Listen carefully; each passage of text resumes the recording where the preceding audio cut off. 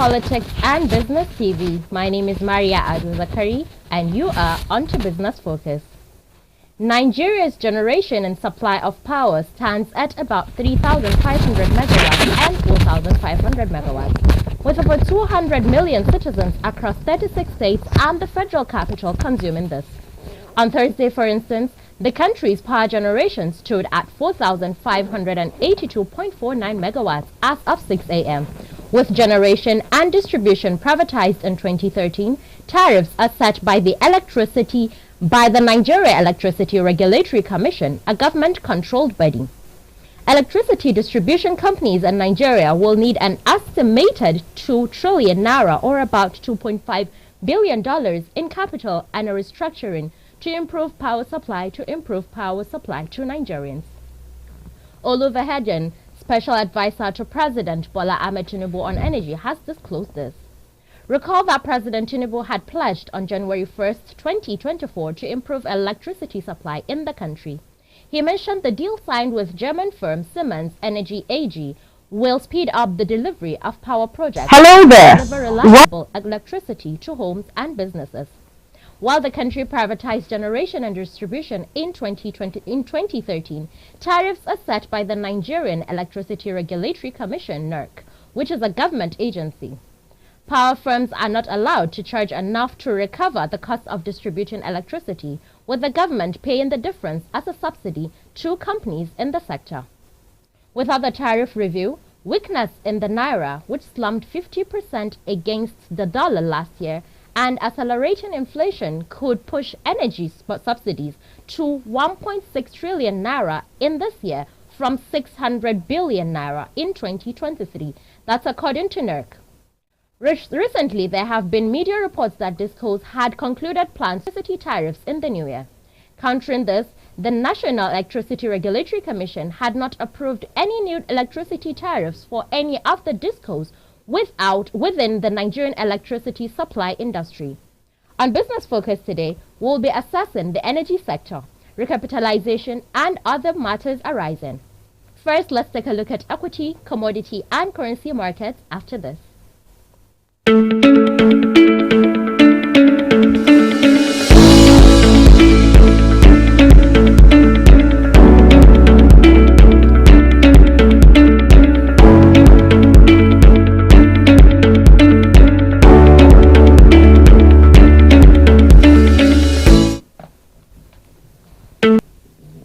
Welcome back from that break. As of last Friday, 5th January 2024, the highest grades, that's at the equity market, tops with Transco having 593 trades at the volume of 95,862 at the value of 1.283 billion.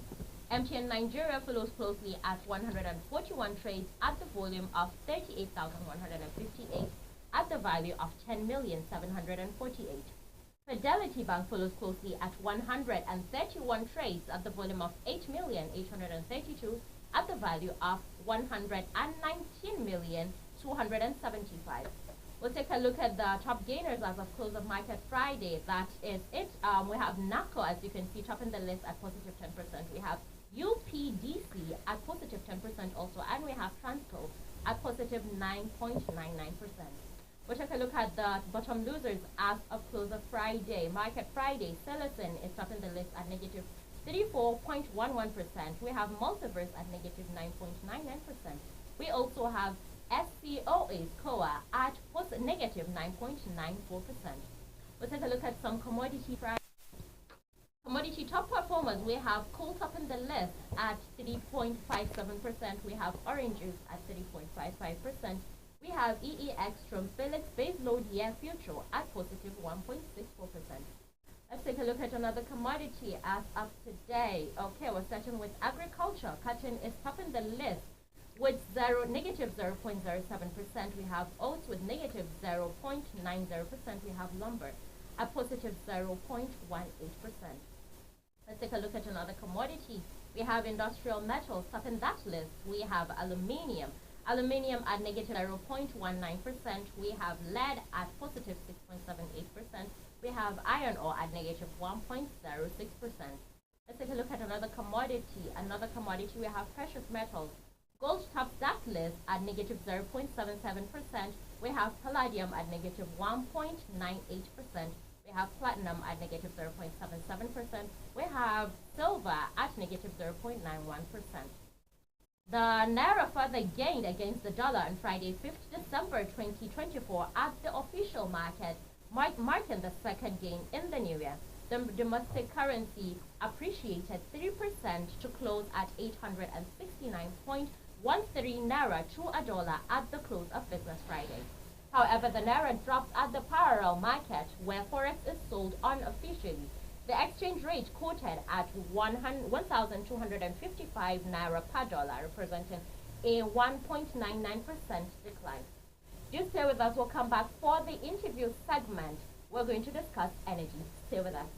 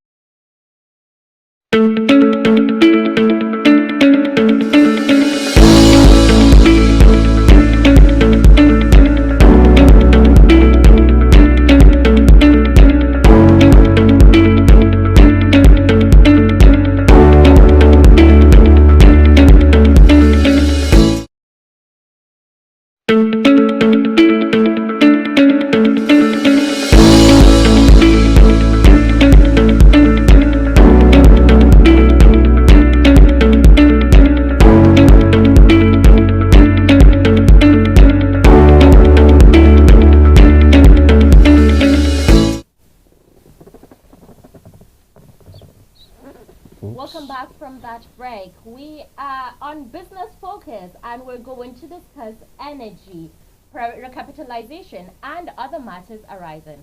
I'm here with the publisher of Balance Magazine and Interface News Hub by name Dayo Omogun. He's also a public affairs analyst. Good morning, sir, and welcome to Business Focus. Good morning. It's nice Good to to have be you. here. Good to be here. Happy New Year. Same to you. Thank you. So we're going to just jump right in. Talking about the energy, it's reported that Nigeria needs about 2 trillion capital deficit. That's according to the discourse. What exactly is your analysis of that? Well, the truth is that for a long time, the challenge in the electricity sector has always been that of two things mainly, if you ask me. Number one is a dearth of funds, and then, of course, leadership. Yeah, so if they have worked it out and they say they need about 2 trillion, I have no issues with that. But even if they get the 2 trillion today, it's one thing to have money, it's one thing to have materials, but at the end, what makes business or any organization work is the man. So you can have materials, you can have all the other resources, land and all that for production. If the man is not there, then nothing still happens. And you have the person, yeah. So that I'm driving towards leadership. In the final analysis, it's important that we not only have the funds, it's very critical, but more critical than that is the fact that you must have the right persons in the right places, to deploy the resources. Because you see, you can have all the resources. I've noticed something, even in a home, you could have 3, 4, 5 aides, housemaids. But if the person who is supposed to be in charge, exactly, does not know, cannot see ahead of every other person and say, this needs to be done at part-time, that needs to be done at this time, they may have all the help, but nothing will happen. It's like how you say too many cooks spoil the broth. So now the challenge is, over the years, we have had so much corruption. We have had leaders who think only about their pockets and all that. And so, majorly, I think that that's the real problem. So even if you get 2.33 trillion that they worked out as well as they need, the truth is, are we sure that these monies will be appropriately deployed to get the desired outcomes? Because now, you must start from where we are in order to get to where we are going. Where we are right now, all the monies that have been deployed so far, do we have value for them? Do we have the appropriate value for them? So it's important, it's critical, because I noticed that even ordinary Nigerians, we subvert ourselves. We work against ourselves very terribly. Now look at, this is not to hold brief for the government, but at least once in a while, government looked at Christmas and saw that, okay, things were difficult, and they said, okay, let's organize a 50% rebate for transport. Sure. And then for the train rides, let's do it free. Now, that was quite laudable. Now, what do we get? I saw a picture on social media where someone had gone to the train station believing that, because all the attempts they made, I have someone who's close to me who tried even online to register, to book, and then it wasn't working. And then this person says from Ibadan to Lagos, he tried to book the train, and he was saying it's fully booked, fully booked. Now, by the time he got into the train, he was shocked to find that the coach he was in was half, in fact, more than half empty. What happened? They used that fully booked to make people come to them, such that when they now get to them, they say, you say it's fully booked, what can I do? And then they are pressured into parting with something. And then they tell you, well, okay, somebody actually, exactly, somebody actually bought a ticket before, but he has changed his mind, he's not traveling. So if you bring so and so amount, I'll do this for you. That is a huge part of the problems that we have in Nigeria. So it's not just the leadership. Exactly, it's a, I mean, it's a systemic thing. It goes down right through to the bottom. Everybody seems to be damaging the system in their own little corners. And until we purge ourselves of such greed, of such tendencies, a whole lot's not going to work. I mean, the people who lost the opportunities to travel on those free rides, was that the fault of the Tinubu government, for example? No. Good. So we all need to think again and see how we can contribute to moving this nation forward. Okay, so now talking about Mr. Ogmogan, talking about the president at the January 1st, he made the speech, he mentioned that Nigeria's power sector would be better. He actually mentioned that there's a deal signed with German firm Siemens Energy. What exactly should Nigerians expect from that? Well, the truth is that when promises come from politicians, until you see it on ground, it's nothing to hold on to. I mean, if we're to go by experience. Even though I have tremendous respect for Tinubu as a person, not his party. Even all the while during the campaigns, I did say that APC had failed woefully and should not even be given another chance. It will mean rewarding failure. No, but I kept saying, in spite of that, that I believed in the capacity of Tinubu to make a difference, in spite, notwithstanding his party, talking about the individual. Because you must look at people based on their pedigree.